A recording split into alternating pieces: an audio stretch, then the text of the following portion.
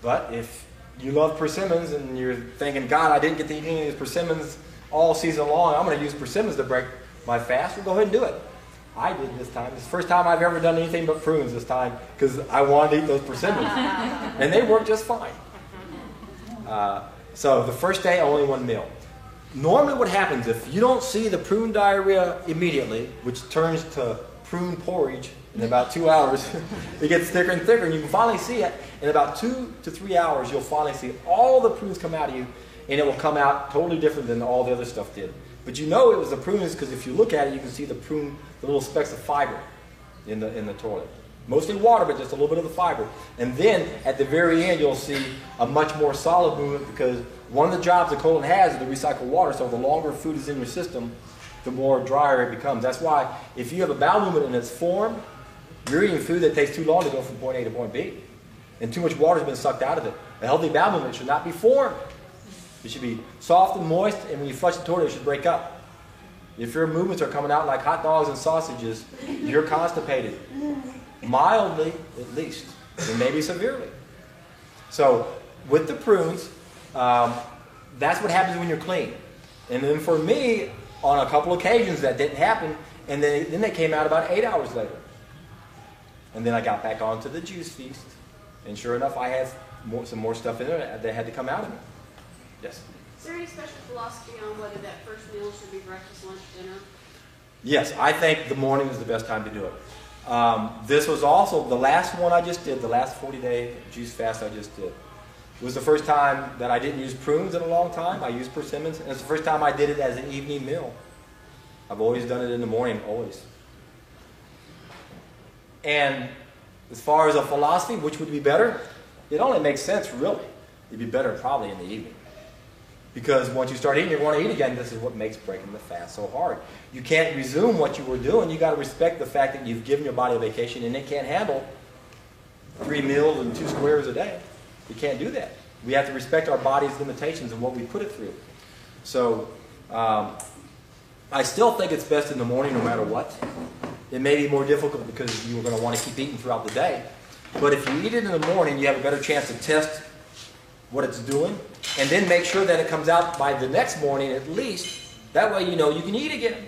Because if it doesn't come out the next day, you've got to think, oh my gosh, why didn't those come out of me? They should have come out easily. And if they haven't, you've got to realize you still have some unfinished work to do. So day 1, 1 meal. Day 2, 1 meal. Provided day 1 went okay.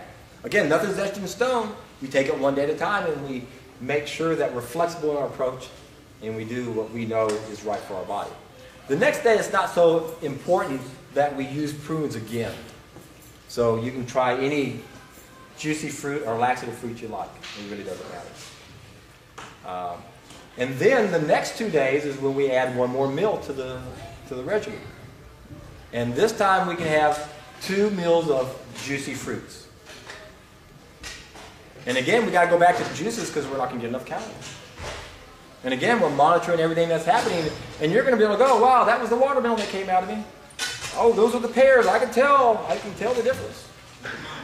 And then the last 2 days when we start eating a salad, you're really going to be able to tell the difference between what salad looks like when it comes out as opposed to fruit. Big difference. Huge difference. So the first 2 days, only 1 meal. The next 2 days, 2 meals. Then the last 2 days, we get to add the 3rd meal, the salad. So I have 2 meals of juicy fruit and then have a salad. And keep the salad simple. No more than maybe 3 leafy greens. Cauliflower, broccoli, we really can't digest those foods raw. We can't break down the cellulose in those foods. So you're much better off sticking with the leafy greens.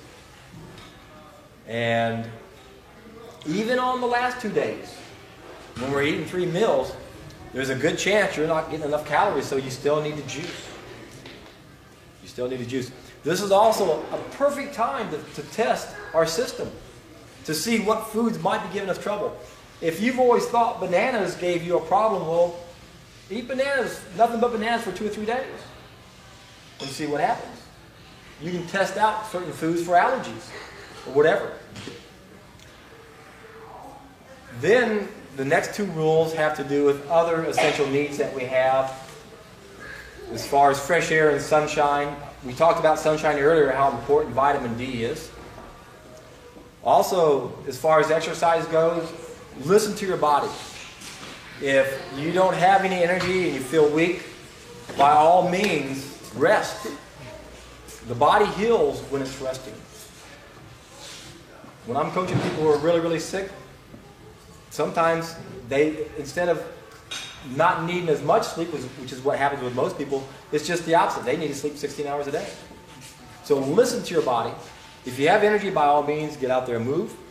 But if you don't, if you feel like you need extra rest, take the time to rest.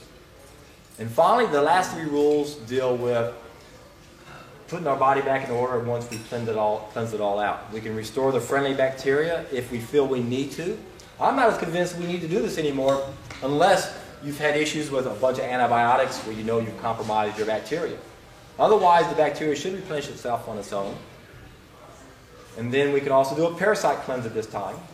The parasites can hide inside the fecal matter, so it's best to wait toward the end of the protocol or once we know we're clean. You can actually start a parasite cleanse in the 2nd month if you know you're going to do this for a while and you know you've gotten rid of their hiding places.